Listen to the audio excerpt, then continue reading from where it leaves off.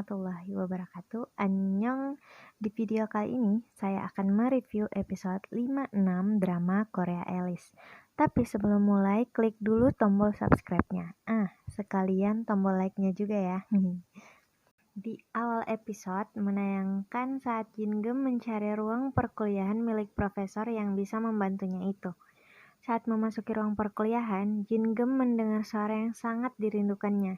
Bayangan ibunya muncul. Saat menoleh ke arah profesor itu, dia terkejut, matanya berkaca-kaca. Dia terus berjalan menuju tempat profesor itu berdiri, membuat orang-orang di dalam ruangan kebingungan dan bertanya-tanya. Profesor itu bertanya siapa dia, tapi Jin-geum tidak menjawab dan terus berjalan. Saat semakin dekat, Jin-geum menatap profesor itu berkaca-kaca sementara profesor itu menatapnya keheranan. Jin-geum lalu memeluk profesor itu disaksikan para mahasiswa yang berada di dalam ruangan. Profesor itu menampar Jin-geum dan mengatainya mesum.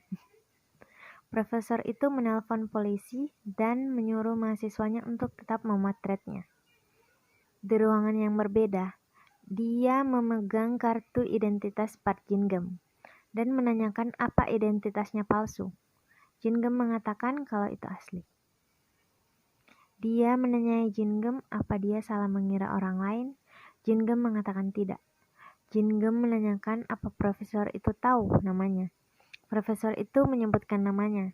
Dia tahu namanya karena dia melihat kartu identitas Park Jin-geum. Jin-geum bertanya berapa umur profesor itu. Jin-geum merasa kalau orang di hadapannya itu adalah ibunya. Dia mengatakan kalau usia profesor itu 50 tahun lebih. Profesor itu yang sedang minum menyemburkan air di mulutnya ke arah wajah Jin-geum. Jin-geum terus menanya profesor itu pertanyaan apakah dia lahir tahun 1968 dan apakah dia memiliki seorang putra. Pertanyaan itu membuat profesor itu emosi dan mengusirnya. Jin-geum mencari daftar riwayat hidup profesor itu. Dia mempunyai orang tua dan seorang adik perempuan. Jin-geum mengunjungi restoran milik orang tua profesor itu. Jin-geum keluar dari restoran itu. Saat adik profesor itu keluar, Jin-geum masih berada di luar restoran itu. Jin-geum dan adik profesor itu berada di sebuah kafe. Jin-geum menanyai adik profesor itu. Dia menanyakan hal-hal yang mengarah tentang ibunya. Apakah ada sesuatu yang terjadi pada profesor itu di tahun 2010? Adiknya mengatakan kakaknya kuliah pasca sarjana. Apakah sifat profesor itu lemah lembut dan baik? Adiknya hanya tertawa. Di rumahnya, Taehyun, adik dari profesor itu, mengatakan kepada kakaknya kalau dia bertemu dengan Park Jin-geum. Profesor itu bernama Yoon Tae-hee seperti nama asli dari ibu Park Jin-geum. Taehyun mengatakan tahu semua hal tentang Tae-hee dan semua hal yang dikatakannya benar, kecuali kepribadian kakaknya. Tae bingung bagaimana Jin-geum bisa tahu. Jin-geum berada di makam ibunya. Dia berbicara pada makam ibunya apa yang terjadi. Di Alice, seorang anggota Alice menjelaskan kepada Yoo Min-hyuk kalau kartu yang Hong-sop tidak diserahkan ke kantor polisi. Dia juga menjelaskan tentang Park Jin-geum kepada Yoo Min-hyuk. Jin-geum yang tidak mengetahui siapa ayahnya. Jin-geum yang mengidap penyakit alexithymia, yaitu penyakit yang tidak bisa merasakan emosi, dan detektif Go Hyun-sok yang pernah tinggal bersama Jin-geum. Mereka membahas tentang kartu yang harus segera diambil dan menanyakan keberadaan Park Jin-geum. Jin-geum berada di perpustakaan membaca buku karya Yoon Tae-hee. Drone itu lagi-lagi muncul. 2 orang anggota Alice menghampiri Jin-geum. Mereka meminta kartunya. Jin-geum memperlihatkan kartu yang dimaksud anggota itu. Tapi dia memasukkan kembali ke dalam jaketnya. Anggota Alice itu mundur perlahan dan menekan sebuah tombol. Tombol itu menghancurkan lampu-lampu di sekitar Jin-geum dan membuat kertas-kertas berhamburan. Orang-orang yang berada di perpustakaan berlarian keluar. Ada anggota Alice lain yang muncul dan menyerang Jin-geum. Jin-geum bertanya siapa mereka. Yoo Min-hyuk muncul dan memukul Jin-geum. Jin-geum terjatuh. Yoo Min-hyuk menyuruh salah satu anggotanya mengambil kartu yang ada pada Jin-geum. dan menyuruh mereka pergi. Jin-gem mengatakan kepada Yumin-yuk bahwa kartu itu yang dinamakan kartu waktu.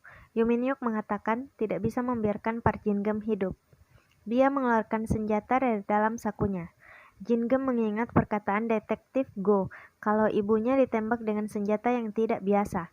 Dia lalu menendang kaki Yumin-yuk. Mereka pun berkelahi dan melakukan aksi tembak-menembak. Saat mereka bersembunyi di tempat masing-masing, anggota Alice menghampiri Yumin-yuk untuk segera pergi. Polisi menuju ke perpustakaan karena mendengar suara tembakan. Lampu kembali menyala. Jin-gem membuka dompetnya dan memegang kartu milik ibunya. Park Jin-gem kembali menemui Yun Tae. Yun Tae mengatakan apa Jin-gem menyukainya, kenapa memata-matai keluarganya. Jin-gem meminta maaf dan meminta tolong kepada Yun Tae. Dia memberikan Yun Tae kartu milik ibunya. Tae mengatakan kalau itu hanyalah kartu biasa, walaupun bentuknya agak aneh.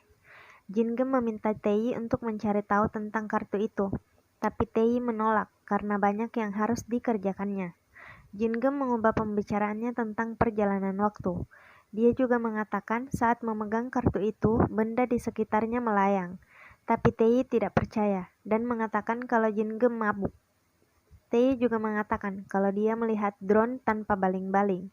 Dan ucapan Jin-gem sama konyolnya dengan yang dilihatnya itu.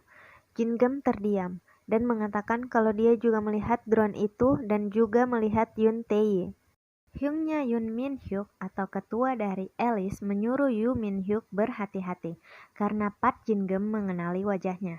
Yun Tae dan Park Jin-gem sudah berada di kedai membicarakan tentang drone yang mereka lihat dan juga tentang mesin waktu. Jin-gem kembali memperlihatkan kartunya. Dia yakin kartunya berhubungan dengan penjelajah waktu. Tae masih tidak percaya dengan yang dikatakan Jin-gem. Jin-gem tetap meminta tolong agar Tae memeriksa kartunya.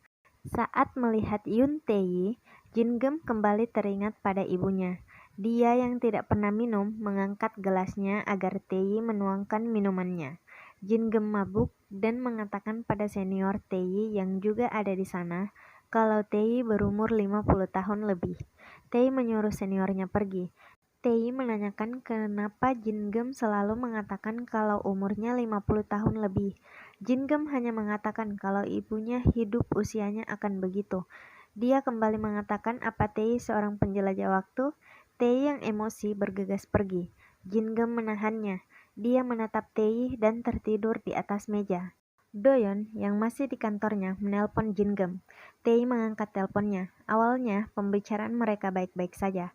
Tae menyebutkan tempat mereka berada sekarang dan mengatakan kalau Jin-gem mabuk.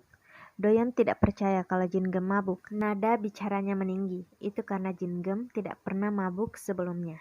Tae terkejut karena dibentak. Doyeon segera menemui Jin-gem. Seperti yang Doyeon katakan di telepon, Tae tetap berada di sana. Doyeon terkejut dan menanyakan nama Tae. Jin-gem terbangun. Doyeon sedang membuatkannya makanan. Doyeon mengatakan kalau Yun Tae sangat mirip ibunya. Dia meyakinkan Jin-gem kalau hanya wajah mereka yang mirip. Yun Tae seorang profesor fisika sementara ibunya hanya perempuan biasa. Tapi Jin-gem malah menyuruh Doyeon pergi. Jin-gem pergi menemui Yun Tae dan menanyakan tentang kartunya. Tapi Yun Tae sibuk. Dia kembali mengenang kebersamaannya bersama ibunya, di mana ibunya mengajarinya rumus. Dia keluar dari ruangan Yun Tae. Dia kembali mengingat sebelum ibunya terbunuh. Dia melihat tanda di belakang leher ibunya. Jin-gem berada tidak jauh dari arah Tae yang sedang makan di kantin kampus. Dia berusaha melihat apa ada tanda di belakang leher Tae, tapi tidak berhasil karena rambut Tae terurai. Setelah keluar dari kantin, dia masih mengikuti Tae dan meminta untuk melihat belakang leher Tae. Tae mengatakan akan mematahkan lehernya. Tae pergi meninggalkan Jin-gem. Tae memperhatikan kartu milik Jin-gem. Dia meletakkan kartu itu di atas handphonenya. Layar handphonenya berubah-ubah. Dia mengambilnya, layar handphonenya kembali normal. Go Hyun-sok menyuruh Jin-gem untuk selalu berkonsultasi kepadanya terlebih dahulu. Dia juga memberitahu kepada Jin-gem kalau orang tua Ensu menutup kasusnya. Lengan Ensu mengalami infeksi kulit. Dia bermain sambil dimandikan oleh ibunya. sementara ibunya di masa depan masih berada di Alice. Yu Min-hyuk menanyakan kepada rekannya kenapa dia belum pergi. Itu karena dia tidak enak badan. Seharusnya dia sudah pergi pekan lalu. Ibu Ensu pergi, diantar oleh anggota Alice. Ibu Ensu memegang kartu yang sama seperti kartu milik Ibu Jingem. Di tengah perjalanan, seseorang menembaki anggota Alice. Dia mengatakan akan mengantarkan Ibu Ensu ke tujuannya. Anggota Alice yang tertembak sudah berada di Alice. Ibu Ensu menyewa seorang makelar. Orang baru muncul dan membaca sebuah buku. Buku itu kitab nubuat. Ayah Ensu pergi meninggalkan istri dan anaknya. Ibu Ensu dari masa depan muncul. Ibu Ensu tahun 2020 terkejut melihat dirinya yang lain. Ibu Ensu masa depan membunuh dirinya di masa lalu. Mayatnya ditemukan di tempat mobil bekas.